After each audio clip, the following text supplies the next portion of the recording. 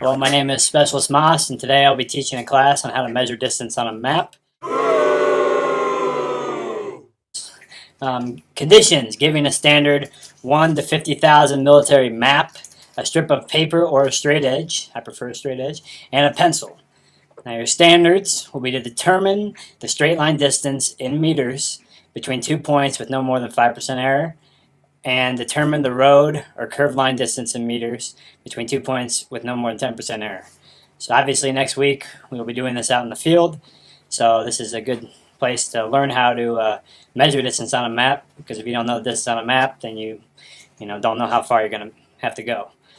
So for the training outline here, I will first go over different scales and ways to measure on a map, and then we will have an actual hands-on training.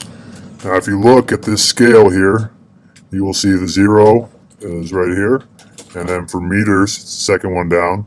So when you are measuring the distance, you're obviously going to be using the middle scale for meters. This is only for 1 to 50,000 scale map.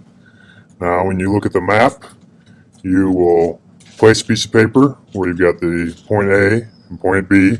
So you will lay the piece of paper flat next to the 2 points, and you'll do a tick mark next to A, a tick mark next to B, and that gives you the distance on the 1 to 50,000 scale map. So here you will see that it's over 1,000 but less than 2,000.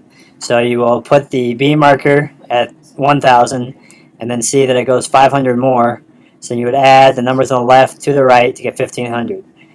And now you will also see if it's 1,800, you do it in the same manner. Here I have a crude representation of the scale, and the one way they mention to measure it, is to put it so it's centered. So if you had 1,500, you would measure this way. So here's another way that you can measure the distance here. And so you will first center the paper with the point A at the 0, and then at the 1,000 point you can make a tick mark, and then you can move it over to measure the tick mark to see the other 500. So either way will work on a military map. You'll get the same. Here I will show you how to measure a curved line distance, which is similar to a straight line distance. It's just more measurements. So you will start. I actually have my pen correctly. Did not do a proper PMCS. So here is your starting point. I will mark that as point A on my paper, and then you will go to where it starts to curve. Make another mark. Turn with the curve. Turn with the curve again. Turn with the curve. And I want to go, just keep going. Keep going. And if I would have more paper, I would keep measuring. And then now you've got a number of tick marks on the top. And the overall distance then would be from your starting tick mark all the way to your last tick mark, measured just like, and you just ignore the middle tick marks. But it's just like measuring a straight line distance. And that covers the basics of measuring distance on a military map. As you can see, the curved line distance is a little more difficult to measure than the straight line distance. So that's why the curved line distance standard is within 10% error, while the straight line distance is within 5% error.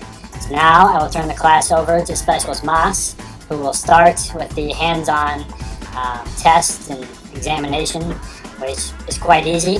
I'm kind of disappointed that Mr. Specialist Moss made it so easy. Shame on you, Specialist Moss. So please turn your attention to Specialist Moss.